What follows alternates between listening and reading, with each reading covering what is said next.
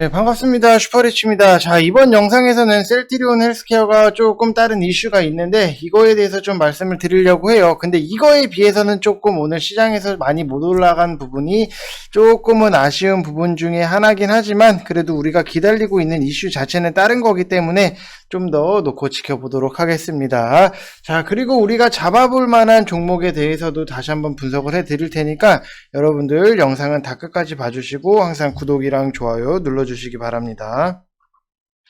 자, 일단은 뭐 셀트리온 헬스케어를 보게 되면은 자, 이렇게 뭐 분석을 해드리면은 뭐 차트적으로 봤을 때는 뭐 크게 오늘 오르거나 그런 것도 아니에요. 그냥 좀 이 구간에서 좀 이쪽 라인에서 횡보를 하고 있다라고 보시면 될 것 같은데, 만약에 뭐 나는 셀트리온 헬스케어를 새롭게 좀 진입을 하고 싶다라고 하시는 분들은 좀 14만원 부근에서 좀 매수를 하시면 되실 것 같고, 만약에 셀트리온 고점에 계신 분들 같은 경우에는 좀 16만원 안쪽까지는 좀 들어오시면은 좀 더 안정적으로 운영을 할 수 있다라고 생각을 하시면 될 것 같습니다. 자, 그래서 뭐 지금 뭐 셀트리온 자체가 기다리는 이슈 자체는, 우리가 기다리는 거는 이 세계 판매 이슈 이거를 기다리고 있고, 지금 뭐 굉장히 셀트리온 자체에서도 좀 휴미라 바이오시밀러 뭐 4조 유럽 시장 공략에 나선다라는 얘기가 있는데, 이 이슈에도 불구하고 조금 올라가지 못한 부분이, 이거는 진짜 좀 크게 좀 큰 이슈, 좀 더 큰 센 게 나와줘야지만 여러분들이 좀 만족할 만한 좀 그런 상승이 나올 수 있겠구나라고 좀 보여지는 부분이 있어요. 그래서 결국에는 그게 좀 만족할 만한 이슈가 어떤 게 있냐라고 하면은 좀 세계 판매 이슈, 뭐 어느 뭐 나라에서 뭐 얼마짜리 뭐 계약 수주 뭐 공시를 띄운다든지 이런 좀 정확한 금액이 나오는 그런 이슈, 좀 판매에 대한, 코로나 치료제 판매에 대한 이슈가 나와야지만 여러분들이 조금 만족할 만한 좀 급등이 나올 수 있지 않나 이렇게 보여지고 있습니다. 그거 아니면은 사람들이 좀 관심적인 부분에 있어서 다른 거에는 좀 관심이, 이거 너무 지나치게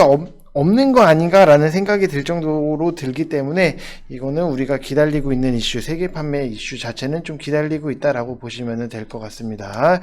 자, 그래서 뭐 휴미라 같은 경우에도, 자, 휴미라 같은 경우에도 좀 휴미라 바이오시밀러를 올해 상반기에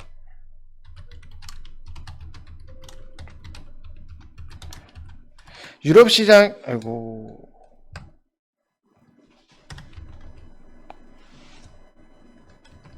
자, 유럽 시장에 좀 이제는 선보인다라고 보시면 될 것 같고, 이 고농도 체형이라든지 뭐 가격 경쟁력 이런 거를 바탕으로 퍼스트 무버로 좀 약 4조 원 규모의 유럽 시장을 공략한다라는 좀 방침을 세웠다라고 보시면 될 것 같습니다. 자, 그래서 뭐 지난 11일 날 유럽연합 집행위원회로부터 좀 자가 면역 질환 치료제 휴미라 이런 바이오시밀러 CTP17에 대해서 판매 허가를 받았고, 이 CTP17은 유플라이마, 자, 유플라이마라는 브랜드명으로 글로벌 시장에서 좀 선보인다라고 보시면 될 것 같습니다. 그래서 유플라이마는 셀트리온이 2013년도부터 뭐 램시마 이후 5번째로 유럽에서 선보이는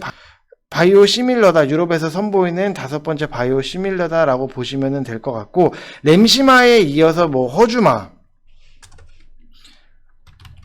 그리고 트룩시마, 그리고 램시마 SC. 자, 이거에 이어서 지금 5번째 유플라이마가 좀 공개가 된다, 뭐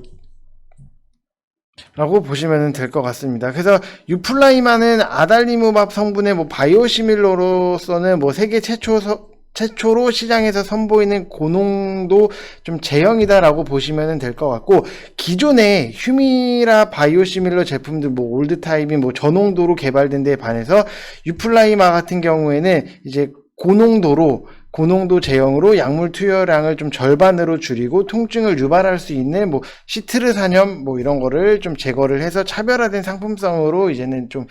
높은 시장성을 동시에 확보했다라고 보시면 될 것 같습니다.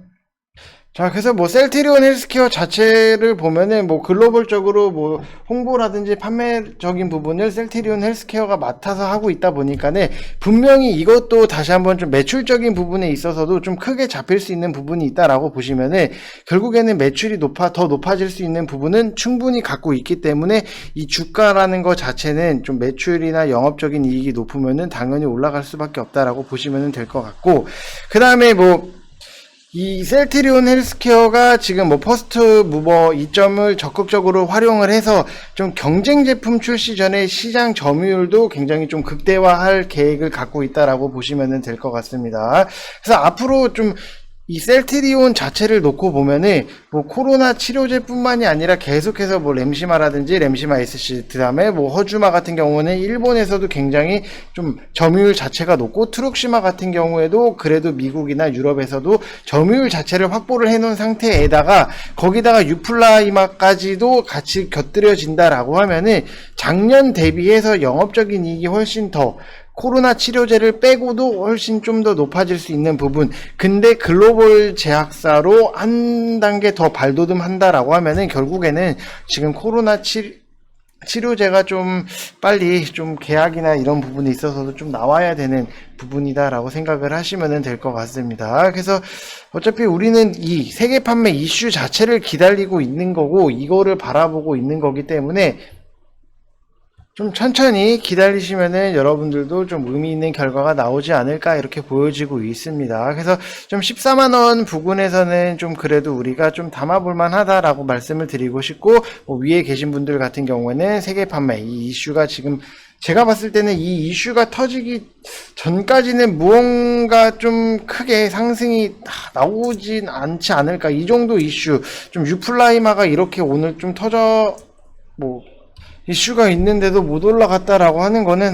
조금은 좀 아쉬운 부분은 뭐 이거는 어쩔 수 없는 것 같습니다. 일단은 우리는 다 같이 세계 판매 이슈 이거 좀 계약 공시를 기다리고 있다라고 보시면 될 것 같아요. 그래도 셀트리온 자체가 뭐 코로나 치료제에 뭐 몰빵을 한 게 아니라 그래도 다른 쪽에 있어서도 계속해서 일을 하고 있다라고 하면은 좀 우리는 좀 긍정적으로 바라볼 수밖에 없다라고 보시면 될 것 같아요. 자, 그래서 뭐 최근에 바이오 종목들이 조금 많이 내려왔던 부분이 너무나도 아쉬운 부분이 있는데,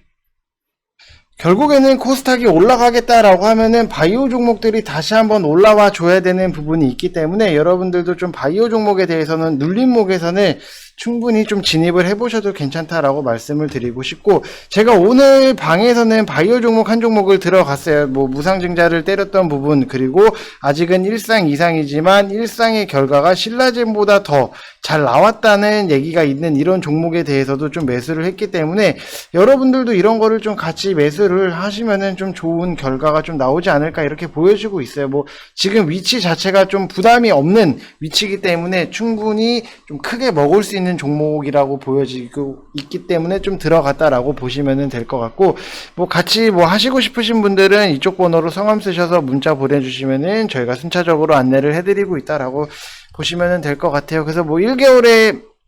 뭐 33만원, 2개월에 44만원이니까 여러분들 뭐 편하신 대로 뭐 1개월이든 2개월이든 뭐 하시고 싶은 거 하셔도 상관은 없으세요. 뭐 어디 이상한 업체처럼 뭐 계단식으로 뭐 차등으로 뭐 되는 부분도 아니기 때문에 1개월을 하시든 2개월을 하시든 뭐 아무 상관없이 다 같은 리딩을 받는다라고 생각을 하시면 될 것 같습니다.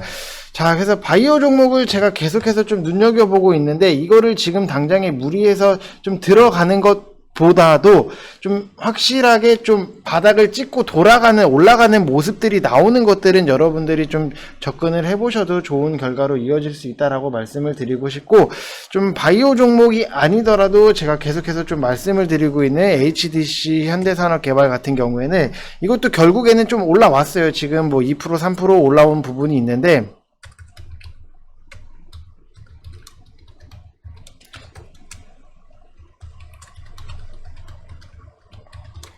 지금 시장 자체가 변동성이 굉장히 심하지만 그래도 우리는 엉덩이가 무거워도 가치 있는 종목에 대해서 좀 계속해서 좀 매수를 하실 필요가 있다라고 말씀을 드렸듯이, 뭐 서은 같은 경우에도 제가 계속해서 추천을 드렸던 부분이 있는데, 이것도 우리가 5만원대에 잡아놓고 충분히 수익적인 부분이 여유롭게 날 수 있는, 이렇게 좀